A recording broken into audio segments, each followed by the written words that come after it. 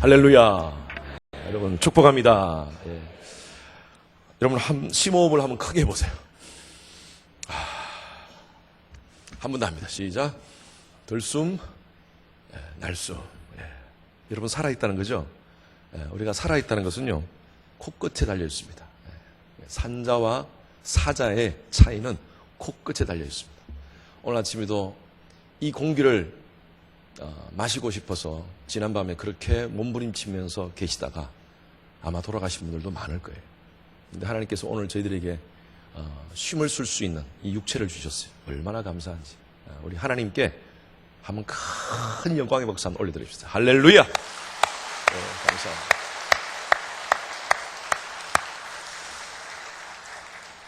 여러분 누구십니까? 잊어버리셨죠? 네. 나는, 따라하십시오. 나는 예수의 보혈로 구속받은 하나님의 백성입니다. 자, 시작. 나는 예수의 보혈로 구속받은 하나님의 백성입니다. 한 번 더 시작. 나는 예수의 보혈로 구속받은 하나님의 백성입니다. 한 번 더 옆에 분에게 시작. 나는 예수의 보혈로 구속받은 하나님의 백성입니다. 여러분 우리의 정체성입니다. 제가 고등학교 다닐 때 저희 학교에 교훈이 참 좋습니다. 저하고 친한 친구가 있는데 그 친구가 저하고 다른 학교 친구였는데 그 친구 그 학교 교훈이 뭐였냐면 잘 살자였어요. 잘 살자. 그래서 저는 얼마나 놀린 줄 몰라요. 그 친구한테. 야, 학교 교훈이 잘 살자가 뭐냐, 촌스럽게.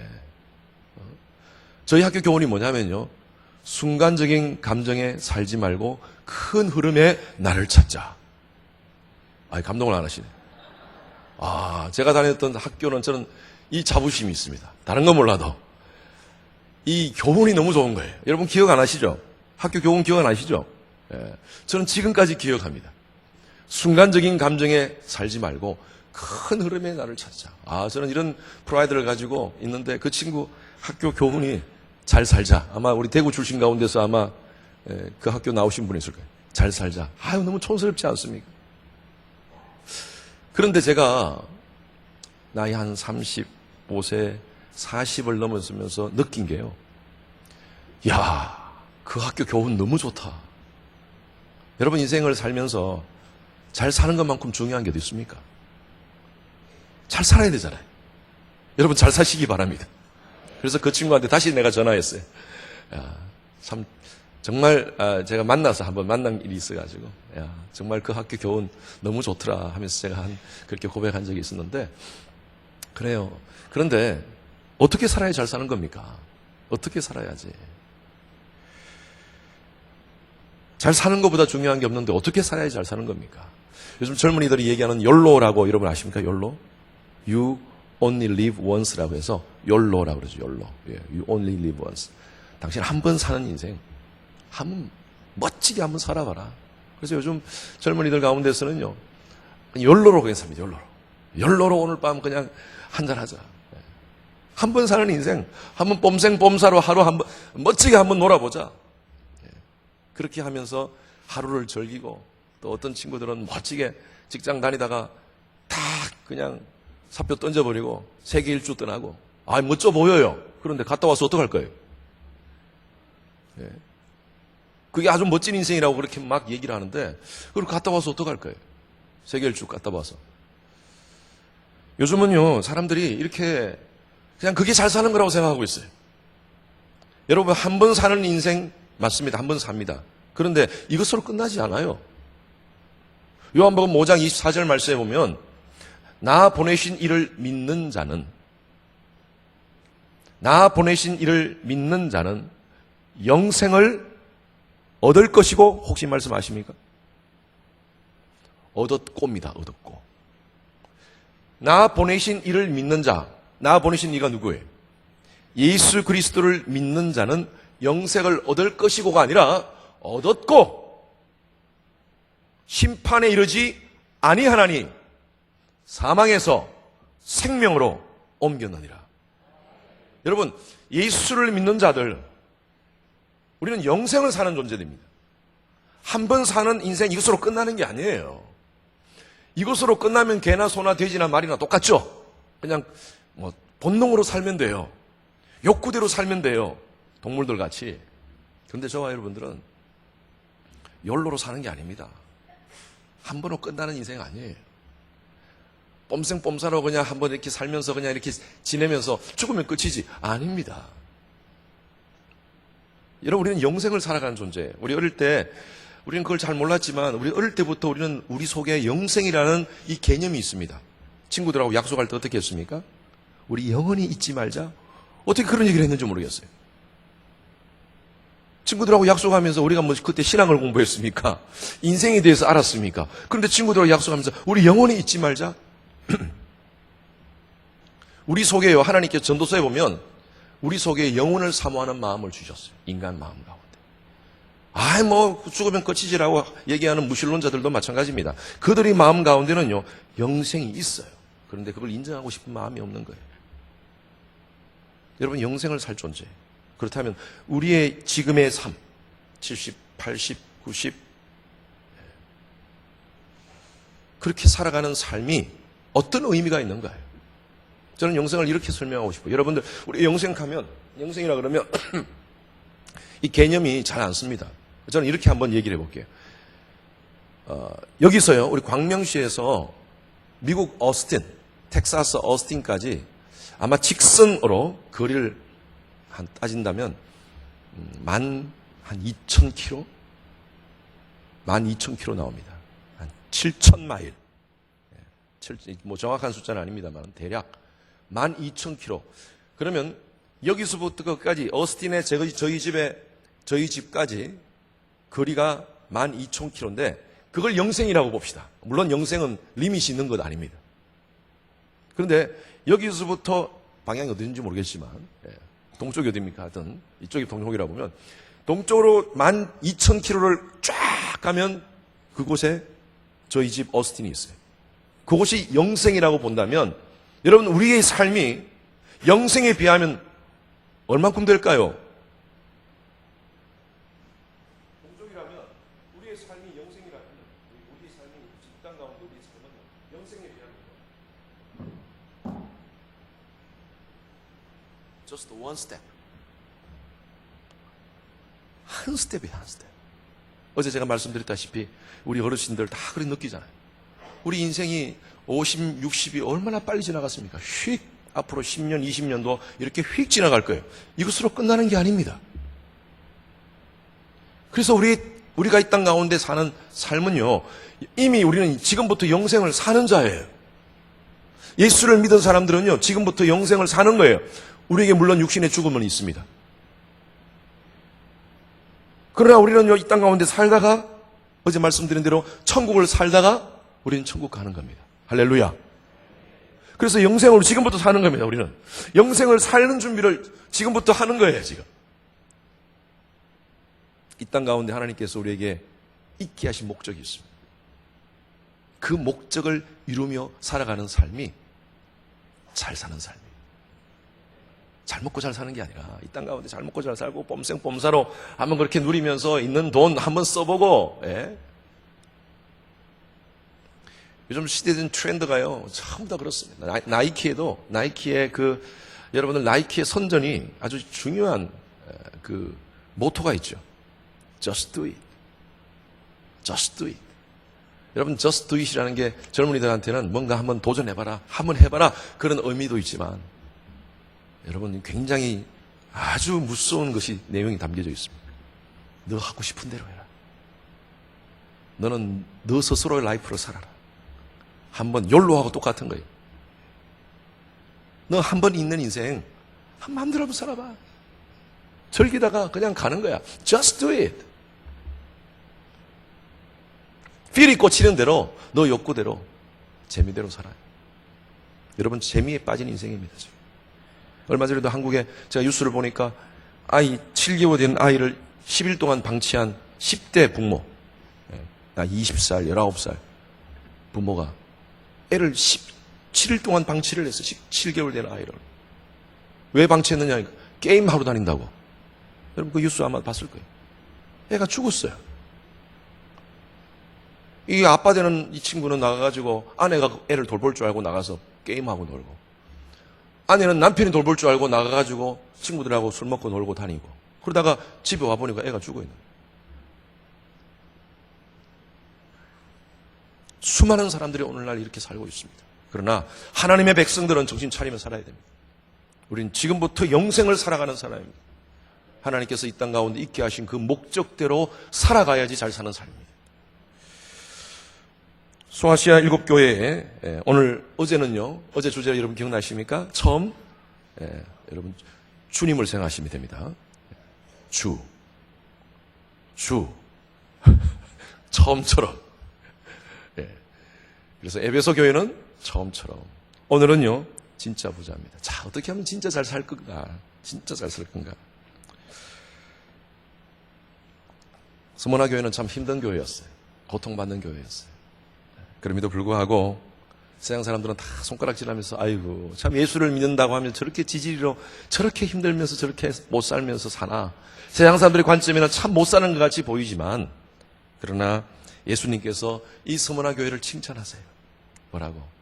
실상은 너희가 잘 사는 자다. 실상은 너희가 잘 사는 자다. 여러분, 우리가 잘 살기 위해서는요, 첫 번째로 배금주의 허상에서 벗어나십시오. 여러분 책자 보십시오. 책자대로 나갑니다. 배금주의라는 것은요, 돈을 숭상하는 사고입니다. 돈을 숭상하는 사고.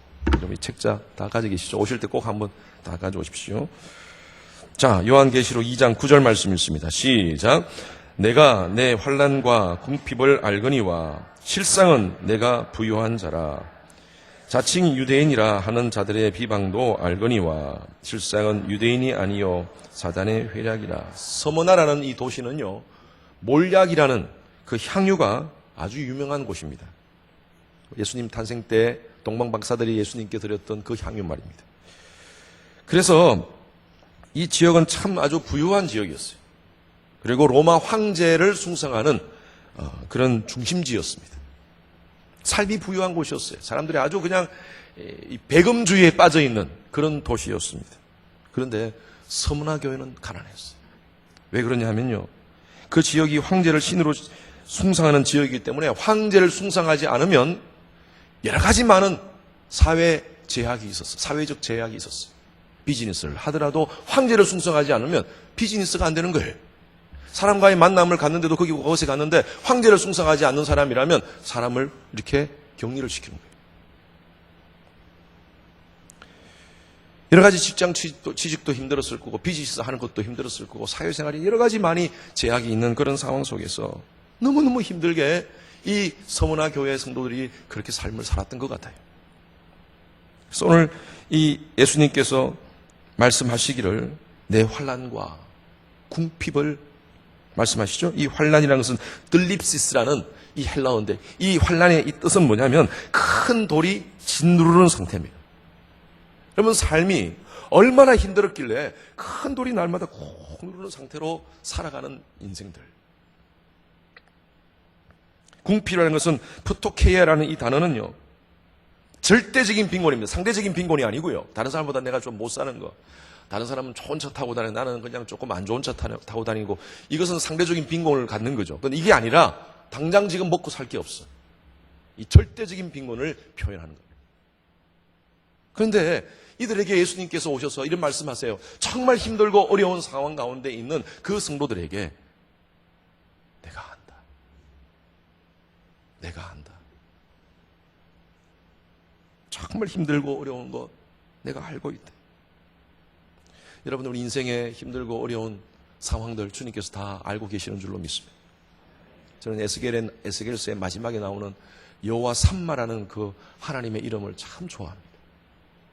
우리의 고난 가운데, 우리의 고난의 중심 가운데 계시는 그 하나님. 어제 제가 잠깐 말씀드린 대로 제 간증을 다 이 집회 때 할 수는 없지만 32살에 콜링을 받았습니다. 어릴 때부터 저는 저희 아버님이 비즈니스를 했기 때문에 경제적인 어려움이 없었어요. 경제적인 어려움을 경험하지 못하고, 또 제가 이래봬도 저희 집안의 장손입니다. 장손입니다. 그래서 저희 여동생이 있고 남동생이 있는데 뭐 걔들은 뭘 사달라 해도 안 사주는데 저는 입만 뻥끗하면 저희 아버님 다 사주셨어요. 그래서 사실 어릴 때부터 저희 아버님이 장로님이셨고 권사님이셨고 어릴 때부터 사실은 제가 하나님을 믿었던 것이 아니라 하나님을 믿는 저희 아버님을 믿고 살았어요. 왜냐하면 제가 하나님께는 기도하면 별로 안 주시는데 아버님께는 손만 내밀면 주시더라고요. 대학 3학년 때 저희 아버님이 중풍이 왔습니다. 그냥 젊으실 때 오셨어요. 모든 것이 무너지는 줄 알았어요. 저는 그때까지 꿈이 있었습니다. 미국에 유학 가는 꿈을 가지고 있었어요. 제가 공대에 산업공학이라고 공학을 공부했는데 공부를 하면서도 나는 앞으로 멋진 프로듀서가 되겠다 하는 그런 꿈을 가지고 앞으로 커뮤니케이션을 공부해야겠어 정말 멋진 프로듀서가 되어야겠다는 그 꿈을 가지고 유학에 대한 꿈을 가지고 있었어요. 그런데 아버님이 딱 그렇게 되시고 나서부터 모든 게 다 끝났어요. 군대 갔다 와서 하시던 사업을 비즈니스를 받아서 비즈니스를 하는데 나이가 어려서 참 그 아버님이 하시는 그 비즈니스 직원들과 함께 같이 있으면서 참 많이 여러 가지 힘들었어요. 힘듦에도 불구하고 어떻게 해야 되니까 내가 하지 않으면 안 되니까 그 일을 하면서 지내다가 저희 아버님이 또 두 번째 스트로크가 오시고 그 후로부터 코마 상태가 되시고 하나님 왜 이런 어려움을 주십니까? 우리 가정에 3년 동안 아버님이 누워 계셨어요. 그런 가운데 하나님의 그 뜻을 한번 알려달라고 몸부림치면서 기도하다가 하나님이 저를 부르심에 대한 그 확신을 갖게 되었습니다. 여러 가지 많은 하나님께 증거를 보여주셨어요. 그리고 제가 미국에 유학을 갑니다. 그때 갈 때 저희 삼촌한테 저희 아버님을 회사를 다 맡기고 삼촌이 저 유학 생활비 또 학비 다 대어주시기로 하고 또 저희 어머님 생활비까지 다 대어주시기로 하고 그렇게 삼촌께 회사를 맡기고 저는 제 아내와 함께 아이들 둘과 함께 그 당시 아이가 첫째 둘째가 있었어요. 캘리포니아에 유학을 갔습니다. 신학을 유학을 간 거예요. 그때가 95년도입니다. 96년도. 저는 조금 제가 먼저 가 있었고, 96년도에 다 식구들 데려왔습니다. 그런데, 그렇게 학비와 모든 것을 다 보내주기로 하고 했는데, 회사가 잘 되었기 때문에, 삼촌이 그건 문제 없다 하면서 그렇게 하셨는데, 97년도, 98년도 오면서 한국에 무슨 일이 있었습니까? IMF가 터졌어요. 저는요, 미국에 있으면서 IMF가 저희 가족하고는 전혀 관계가 없는 줄 알았어요. 근데 저희 삼촌이 회사를 운영하다가 잘 되니까 중국에 공장을 만드신 거예요. 근데 IMF가 탁 터지니까 이 공장도 안 되고 이 회사도 안 되고 저희 어머님한테 생활비를 못 주셨어요. 또 저한테 학비도 어머니를 통해서 주는 건데 어머니한테 못 드리니까. 그래서 저희 어머님이 그러셨던 것 같아요. 네가 너희들이 알아서 해라. 부도만 내지 마라. 그렇게 하고 저희 어머님이 저한테는 말씀하지 않고 하나하나씩 팔아가지고 학비와 생활비를 보내주신 거예요. 저는 몰랐어요. 거의 한 1년 동안 몰랐어요. 98년도 중반쯤 돼가 제가 알았어요. 아니 어머니 왜 그런 말씀을 저한테 미리 하지 않으셨습니까? 저 괜찮습니다. 제가요 어머니 자식 아닙니까? 아주 똑똑하지 않습니까? 머리가 좋지 않습니까? 학교에서 공부하니까 공부를 잘해가지고 학교에서 장학금도 많이 줍니다. 그리고 제가 교회에서 사역을 하니까요, 전도사로 사역하니까 또 교회에서 사례가 나옵니다. 어머니, 걱정하지 마십시오. 제가 알아서 살겠습니다. 저는요, 그때 어떤 오기가 있었냐면, 제가 그때 읽었던 책이 벼랑 끝에 서는 용기라는 책입니다. 혹시 안 읽으신 분들 한번 읽어보세요. 제가 전도사로 하나님 앞에 콜링을 받고 전도사로서 교회를 섬기지만, 여전히 한국에서 오는 사실 황제 유혹이었어요. 황제 유혹. 한국에서 오는 모든 생활비를 다 받고 누리면서 살았어요. 훈련을 못 받은 거예요, 저는. 재정적인 훈련을 안 받은 거예요. 어릴 때부터 재정적인 훈련을 안 받은 거예요. 근데 제가 이런 생각을 가졌어요. 이게 기회다. 하나님의 나와 함께 하심을 한번 이 재정적인 문제를 한번 훈련해보자 하는 그런 생각이 들었어요. 벼랑 끝에 한번 서보자. 여기서 중간에서 돌아다닐 때는 몰랐어요. 벼랑 끝에 서보면 하나님께서 역사하심을 저는 경험할 것이다라는 것을 알고 저희 어머님한테 그렇게 얘기한 거예요. 사실은요, 유학생들한테는 학비 보조가 없습니다. 유학생들한테는 안 줘요. 제가 다니는 그 신학교에서.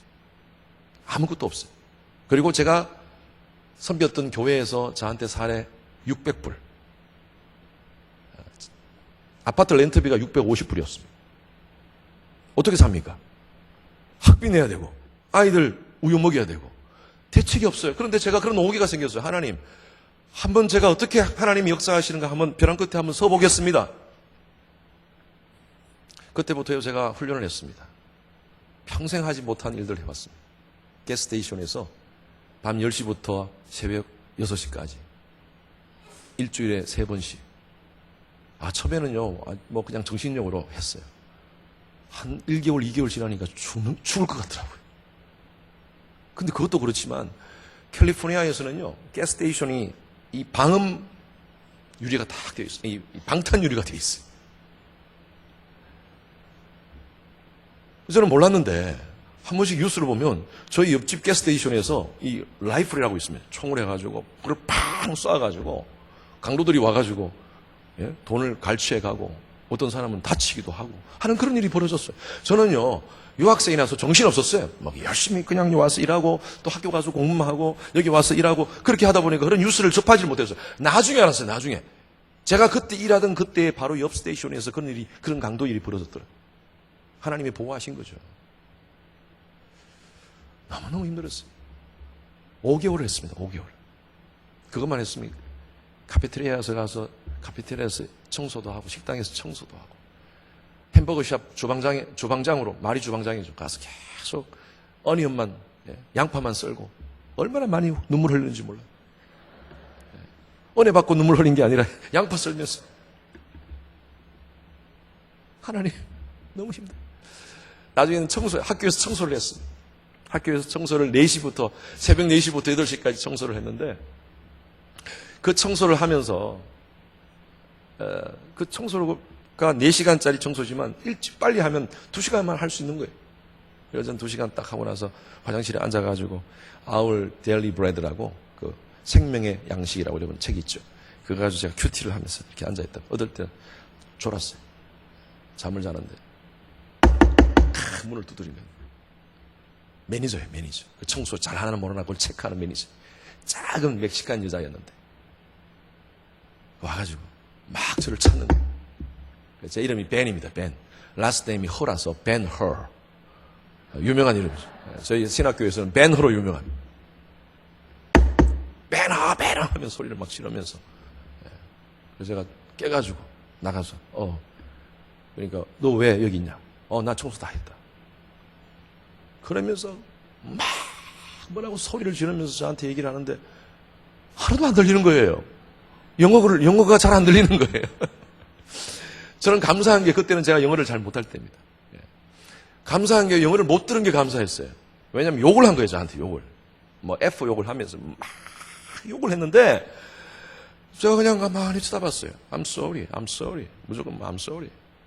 이 친구도 발음이 안 좋고 저도 잘 못 듣고 멕시코 친구니까 막 하여튼 그 골자는 뭐냐면 네가 4시간을 일하기로 했으니까 2시간 만에 끝내지 말고 천천히 4시간을 채우라는 거예요. 그냥 아니 그 불합리하잖아요. 그걸 아니 난 다 할 거 다 했다. 그래도 4시간 동안 시간을 채우라는 거예요.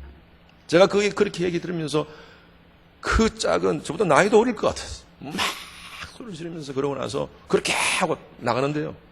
가만히 한동안 서 있었어. 내가 지금 뭘 하고 있나?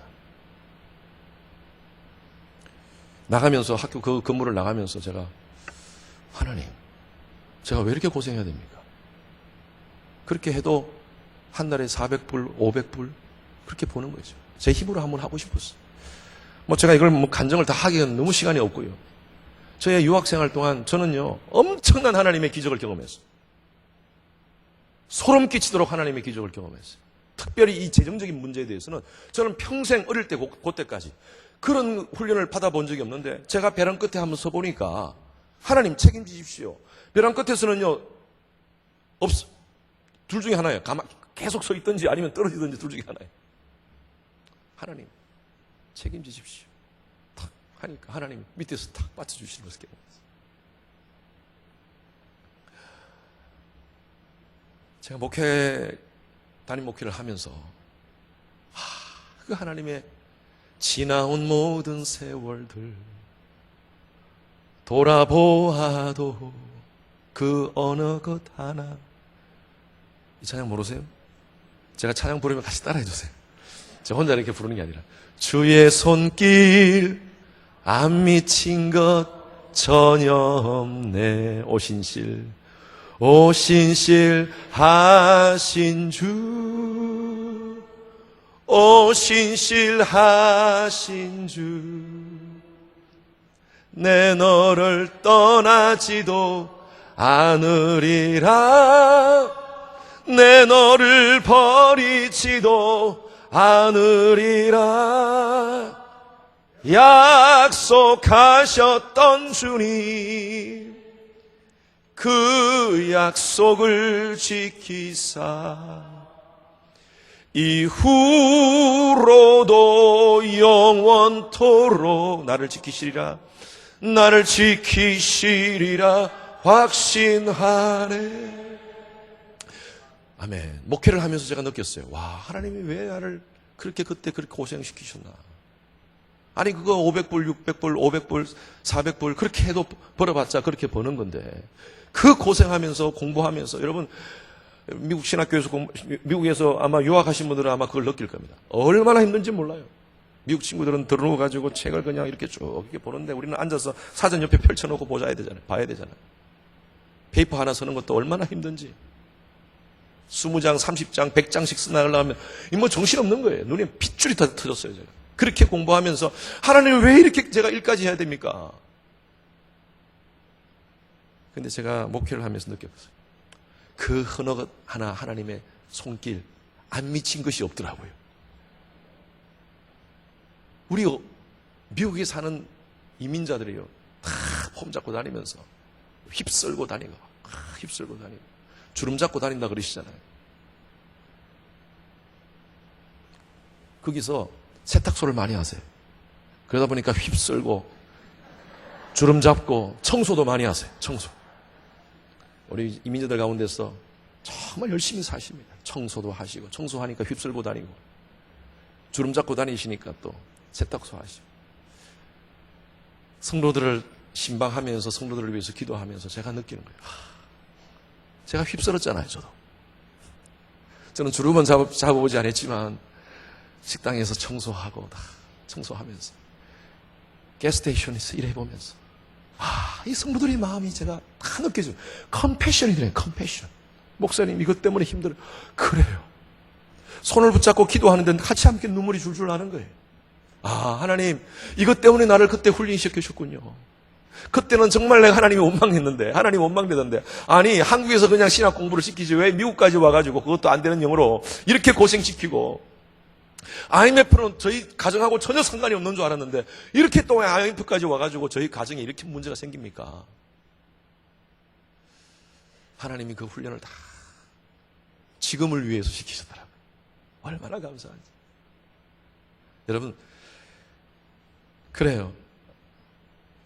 우린 잘 살아야 됩니다. 잘 사십시오. 근데 어떻게 잘 사느냐? 저는 요즘 그래요. 돈이 많은 분들, 제가 비즈니스 할 때는 엄청난 몇 억씩, 몇백억씩 가진 분들 참 부럽더라. 그렇게 막 자금이 있으니까 자금을 돌리고 하시는 분들이 부럽더라. 그런데요, 요즘은요, 돈이 많고, 명예가 많고, 권력이 있고, 폼 잡고, 어깨에 힘주고, 그런데 예수 안 믿어요. 불쌍해요. 제가 아는 목사님이 저한테 이런 얘기, 목사님, 제가 자기 그 교회에 어느 권사님 혼자서 교회를 다니시는데, 그 권사님이 남편이 몸이 아프시다고 한번 와서 기도 좀 해달라고 해서 목사님 가셨대요. 가니까 집이 엄청나게 큰 집. 그 남편이 교회를 안 나오시는 거예요. 근데 그 목사님이 이분을 병문안으로 가니까 그 당시에는 겉으로 보기엔 건강하세요. 암이라고 그러시는데.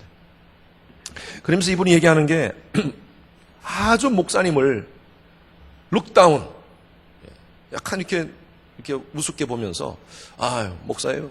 그러면서 자기가 이민 생활을 통해서 얼마나 내가 성공했는지 그걸 쫙 얘기하더라고요. 내가 지금 회사에 한 200명 되는 기업을 운영하고 있고, 우리 첫째 아이들이 스탠포드를 나와가지고 지금 변호사로 일하고 있고, 둘째 아들은 내 회사에서 와가지고 지금 일을 하고 있고 하면서 그 자기 아들 쫙 얘기하고, 그러면서 내가 어떻게 하고 있고 이런 얘기를 쭉 얘기하는데, 목사님이 그러세요 하면서 기도하려니까 목사님 기도하지 마세요. 괜찮습니다. 괜찮아요. 그러고 그냥 왔어. 한 목사님 마음이 아팠어. 나오면서.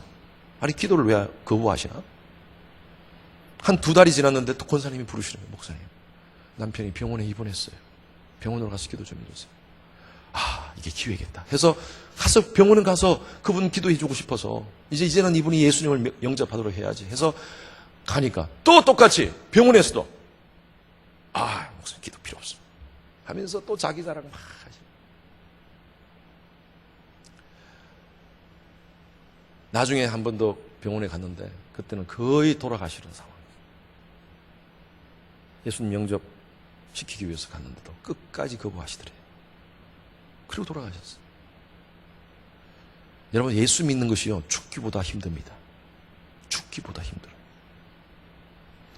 죽는 것보다 더 힘든 게 예수 믿는 거예요. 그런데 저와 여러분들은요, 살아서 예수 믿잖아요. 얼마나 감사해요. 그 목사님이 그렇게 기다렸어요. 참 불쌍하다. 저렇게 뽐생뽐사로 살다가 자기 자랑하다가 예수 모르고 죽는구나. 그 권사님이 너무 막 가슴이 아픈 거예요. 권사님이. 여러분, 하나님께 드리는 것도 마찬가지입니다. 하나님께 바르게 드립시다.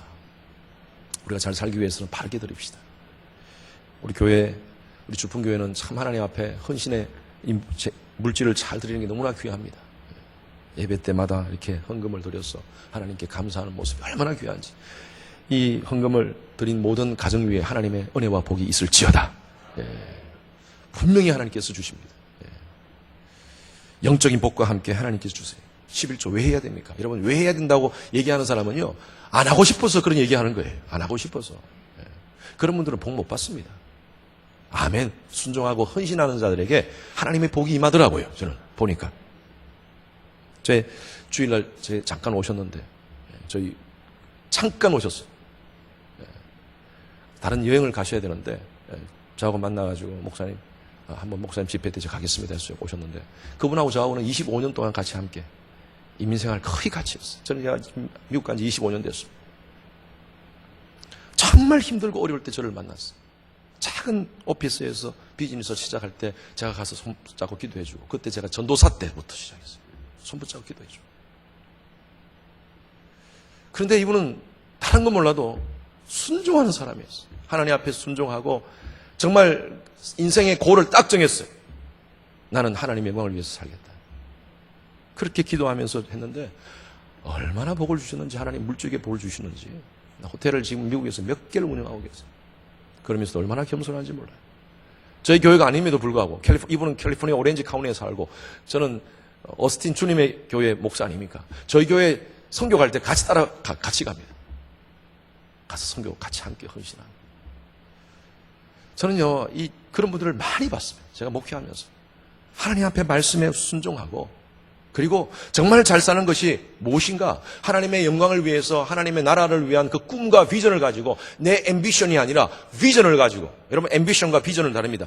앰비션은 자기 야망입니다. 내 꿈이에요, 내 꿈. 교회를 다니면서 내 꿈을 이루기 위해서 교회 나오는 사람이 있어요. 하나님, 그런 사람들은요, 어제 말씀드린 대로 하나님의 백성들은 말씀의 원리대로 살아야지 하나님께서 영적인 복과 육적인 복을 주십니다. 그런데 자기 앰비션을 가지고 살아가면요, 교회는 다니는데 안 돼요. 자꾸 안 돼요. 두 번째는요, 세속주의 허상에서 벗어나라. 세속주의. 여기 말씀에 보면 8절 9절 말씀, 자, 한번 읽겠습니다. 시작. 처음이며 마지막이요 죽었다가 살아나신 이가 이르시되, 내가 내 환난과 궁핍을 알거니와 실상은 내가 부유한 자니라.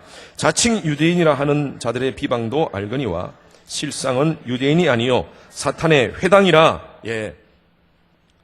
서머나 교회는요, 경제적인 궁핍뿐만 아니라 사람의 비방도 있었어요. 주위의 사람들이 막 비방했는데, 그게 누구냐면 하나님을 믿는 사람들이라고 말하는 유대인들, 자칭 유대인들이라는 사람이 우리는 하나님 믿습니다라고 말하는 사람들이에요.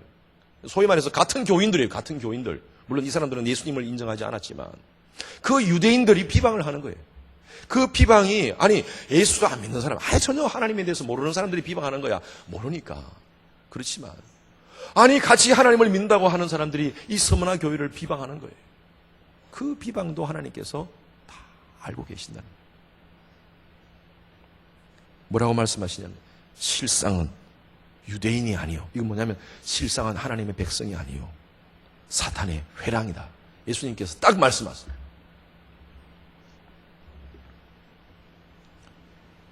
그러면서 주님께서 우리에게 말씀하십니다. 세 번째입니다.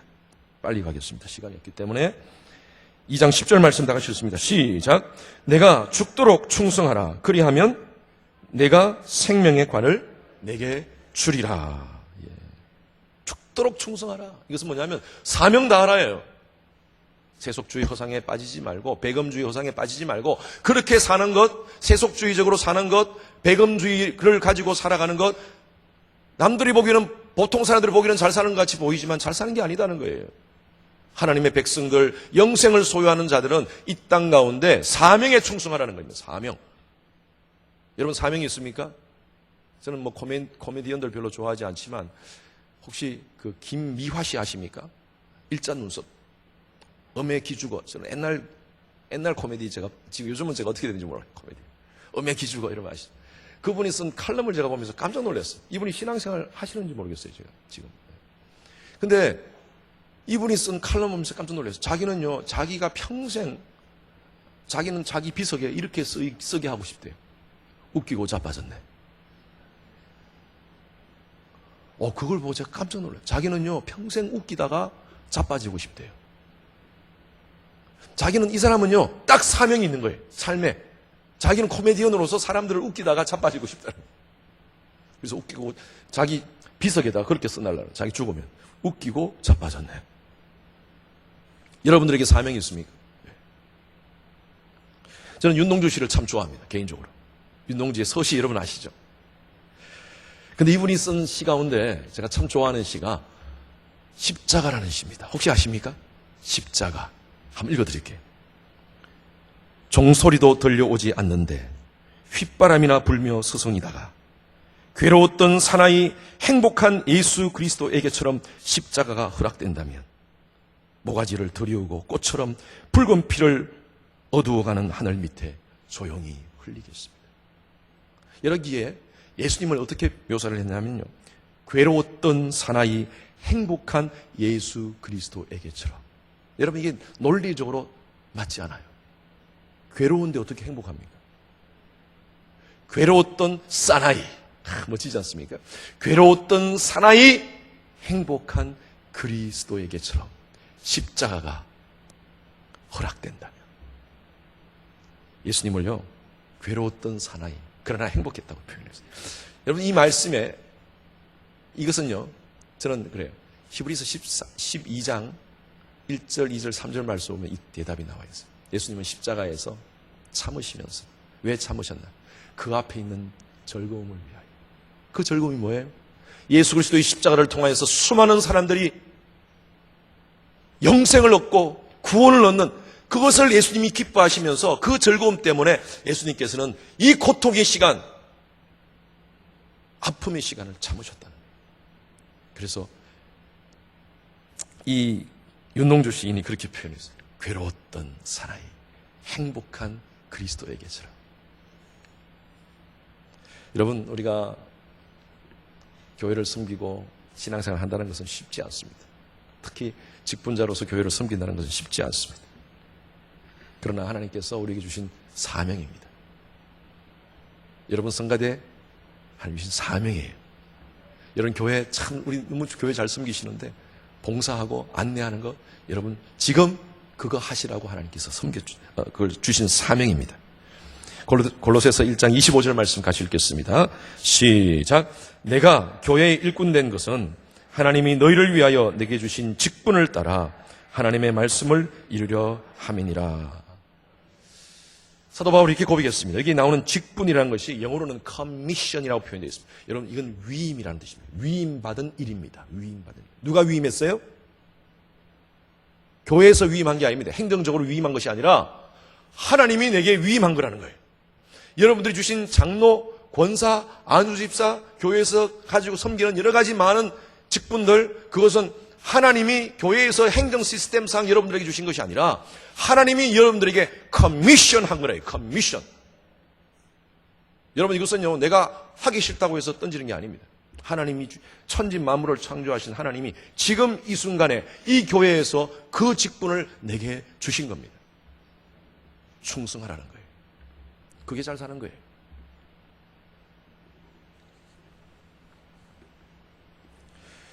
신앙생활은 항상 깨어서 거룩한 전투를 하는 것입니다. 주위 사람들이 인정하지 않고 힘들고 어렵더라도, 환경이 힘들더라도 하나님은 우리를 다 아십니다. 여러분, 교회 섬기면서 때로는 참 억울한 일도 당하고, 구역장으로서 또 순장으로서 교회를 섬길 때 얼마나 때로는 참 구역원들한테 억울한 일 당하지 않습니다. 하나님께 주신 거예요. 기도하면서 그거 감당하라고 주신 거예요. 하나님 다 알고 계십니다. 그거 잘 감당하면 더 큰 은혜와 복을 주실 줄로 믿습니다. 여러분, 안데르센 동화에 미운 오리 새끼라는 동화 이름 기억나십니까? 제가 조금 각색해서 이제 시간이 없기 때문에 마무리하도록 하겠습니다. 오리가 새끼들을 데리고 이렇게 가다가 이상한 새끼를, 막 알에서 깨어난 새끼를 발견했어요. 길을 잃은 새끼입니다. 그래서 이게 무슨, 제가 새끼라고 해서 여러분 이해하십시오. 오리는 새끼죠. 예. 이 새끼를 같이 이 오리 새끼를, 이 오리 같은 새끼를 데리고 같이 이제 우리에 들어갔어요. 같이 커나갑니다. 커나가는데 좀 커나가는 조금 다르게 커요. 색깔도 좀 다르고 이상하다. 그리고 얘도 이제 크면서 옆에 있는 다른 형제들하고 좀 다른 거예요. 내가 다들 엉덩이를 삐뚱삐뚱거리면서 이렇게 걸어가는데 자기는 똑바로 걸어가는 거예요. 아니 왜 이러지 나는?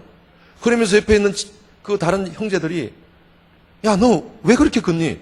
그럴 때는 이렇게 걷는 거야. 그래? 그럼 이렇게 나도 걷자 하고 이렇게 막 흉내를 내면서, 오리 흉내를 내면서 그런 거예요.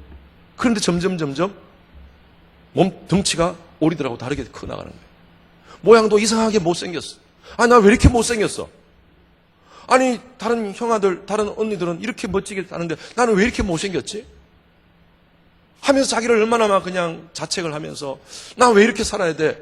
정체성의 혼란이 오는 거예요. 그래서 나중에는 좀 더 크니까 도저히 같이 있지를 못하는 길을 떠납니다. 그 집을 떠나는 거예요. 가출을 하는 거예요. 가출을 하면서 쭉 가고 있는데 호숫가를 혼자서 터벅터벅 가고 있는데 멋진 사람들이, 멋진 이 오리가 아닌 멋진 존재들이 막 날아다니는 거예요. 그러면서 그 중에 날아다니는 그 존재 중에 하나가, 야, 백조야! 야, 백조야! 그러는 거예요. 예? 누구요? 너 백조야. 아니, 저 어린데요? 저 어리예요. 걷는 것도 이렇게 걸어요, 저. 아니야, 너 백조라니까? 너 자신을 봐. 호숫가에 비춘 자기 얼굴을 봅니다. 보니까 저 위에 날아다니는 그 백조하고 똑같은 거예요. 내가 백조네? 난 지금까지 오리인 줄 알았는데 내가 백조네? 퍼덕 하니까 하늘을 날 수 있어요. 오리들은 못 날잖아요. 자기가 지금까지 오리인 줄 알았어. 네. 그런데 날개를 펼치면서 퍼덕 하니까 호수를 쫙 같이 날아요. 그때 자기 정체성을 알았어. 내가 백조구나. 그럼 제가 각색한 겁니다. 그대로 한 게 아니에요. 오리로 살지 마십시오. 여러분, 세상 사람들 다 오리 궁둥이 흔들면서 그렇게 산다고 해서 그거 흉내내고 살지 맙시다. 돈 좀 있다고 큰 소리 치면서 그냥 어깨 팍 힘주고 교만하면서 그렇게 살아가는 것이 그게 잘 사는 거예요? 뭐 좀 권력 있으면요, 명예 좀 있으면요, 거기에 힘 빡 주고 살아가는 게 그게 잘 사는 거예요? 그렇게 사는데 예수를 몰라. 불쌍한 거예요, 불쌍한 거. 그러나 우리는 다 없더라도 우리의 상황, 우리의 환경 주님이 다 아세요. 여러분, 우리는 백조입니다. 누구예요? 저와 여러분들은? 나는 예수의 보혈로 구속받은 하나님의 자녀입니다. 믿으시는 분 아멘. 여러분, 백조로 삽시다. 어설프게 다른 이상한 오리들 흉내 내지 말고요. 우리 자녀들, 여러분들, 우리 아이들, 여러분들은 하나님의 백성들입니다. 꿈과 비전을 가지고 살아가십시오. 실력을 갖추세요. 담대함을 갖추세요. 그리고 사명에 집중하십시오. 그렇게 살아가면 하나님께서 여러분 가정, 이 땅에서의 필요한 다 채워주시고 영적인 복도 주시리라 믿습니다. 찬송가 9장 4절에 보면 이런 가사가 있습니다. 주 앞에 나올 때 우리 마음 기쁘고 그 말씀 힘되어 새 희망이 솟는다. 고난도 슬픔도 이기게 하옵시고 영원에, 가사 기억나십니까? 영원에 잇대어 살아가게 하소서. 어릴 때는 이 찬양 부르면서 뜻을 몰랐어요. 근데 제가 이 찬양을 어느 날 부르는데 얼마나 은혜가 되는지. 영원에 잇대어라는 건요, 여러분 지금 우리가 이 발을 이 땅 가운데 대고 살지만 우리는요 영원에 잇대어 살아가는 사람이에요. 마치 사다리를 밑에서 위로 딱 걸쳐 있듯이 오리 흉내 내고 살지 말아요. 우리 학생들을 위해서 한번 이야기합니다. Do not conform. 우리 학생들 한번 따라하세요. 학생들만. Do not conform. 시작. Do not conform. 예, 학교 영어를 공부 안 하는 거예요. 세상을 본받지 말고, 이 세대를 본받지 말고, 어제 제가 말씀드렸죠. 마음을 새롭게 함으로 변화를 받아. Be transformed. 오리 흉내 내지 말고, 세상 본받지 말고, 하나님의 선하시고 기뻐하시고 온전하신 뜻을 분별하면서 하나님의 백성답게 살아가는 우리 모든 성도님들 되시기를 주님의 이름으로 축원합니다. 한번 기도합시다. 이 시간 우리 하나님의 백성다운 삶을 살게 하소서. 진짜 부자로 살게 하소서. 세상 흉내내지 않고, 세상의 폼 흉내내지 않고, 하나님 말씀 안에서 변화받아 비전을 따라, 사명을 따라 살아가는 우리 가정, 우리 자녀들 되게 하소서. 특별히 이 시간 여러분 자녀들을 위해서 한번 기도하십시오. 여러분 자녀들을 위해서 하나님의 킹덤 드림을 가지고 살아가는, 왕국 정신을 가지고 살아가는, 정말 주 안에서 진짜 부자로 살아가는 우리 자녀들 되게 해달라고 우리 주여 한번 외치고 기도하겠습니다. 주여! 하나님 아버지 감사합니다. 하나님의 은혜 가운데서 이 아침에 말씀 받았습니다. 아버지 감사합니다. 우리 성도님들 오늘 말씀 받고 다시 한 번 더 우리가 어떻게 살아야 될지, 어떻게 주님 앞에 헌신해야 될지 다시 한 번 더 결단합니다. 하나님이여 불쌍히 여겨 주시옵소서. 우리 힘으로 감당할 수 없어. 성령이여 우리를 붙잡아 주시고 우리 가정들을 붙잡아 주시고 우리 자녀들을 붙잡아 주시옵소서.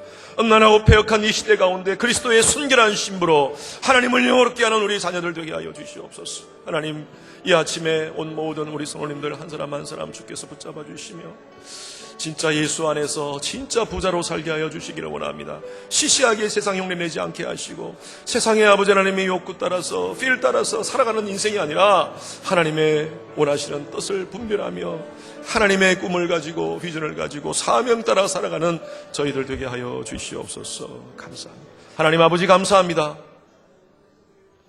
오늘도 이 아침에 깨어서 주님 전에 나와 우리가 어떻게 하면 잘 살 것인가, 서문화 교회의 이 말씀을 통하여 저희들이 다시 한 번 더 도전받습니다. 배금주의에 빠지지 않게 하시고 세속주의에 빠지지 않게 하시고 하나님이 기뻐하시는 그 사명 붙잡고 믿음으로 살아가는 저희들, 특별히 우리 자녀들 되게 하여 주시옵소서. 지금은 우리 주 예수 그리스도의 은혜와 하나님의 극진하신 사랑과 성령님의 감화감동 교통하심이 주 안에서 정말 잘 살기로 결심하며 돌아가는 우리 모든 성도님들 머리 위에 지금부터 영원까지 함께 하실지어다.